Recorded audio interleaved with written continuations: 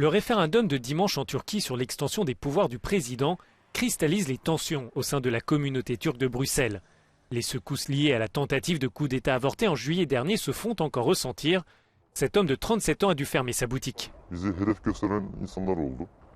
Nous avons été ciblés par certaines personnes et nous avons eu peur car certains bâtiments ont été vandalisés. Finalement, nous avons été contraints de fermer car il y avait un boycott de notre commerce. La police a enregistré ces derniers mois 80 plaintes contre des membres de la communauté turque.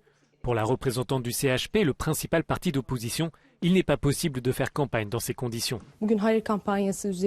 Aujourd'hui, on constate qu'en Turquie, il y a d'énormes pressions exercées contre ceux qui font campagne pour le non. La même pression s'exerce sur les Turcs qui vivent au cœur de l'Europe. Pour le représentant du parti au pouvoir en Turquie, l'AKP, ce référendum doit permettre de donner les rênes du pays à une seule personne, le président, et faciliter ainsi son action. La Turquie avance de manière parallèle aux valeurs européennes. Avec cette réforme, la Turquie tente d'éviter la situation chaotique qui s'est produite ou qui pourrait se produire à cause du dualisme à la tête de l'État. Au final, ce sont les peuples qui décident comment ils veulent être gouvernés. Le scrutin était ouvert jusqu'au 9 avril pour les 120 000 électeurs turcs de Belgique.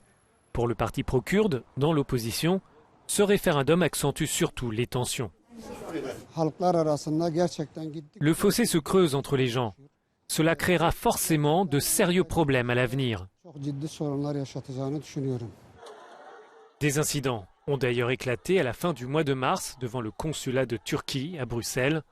Plusieurs personnes ont été blessées à l'arme blanche lors de ces échauffourées.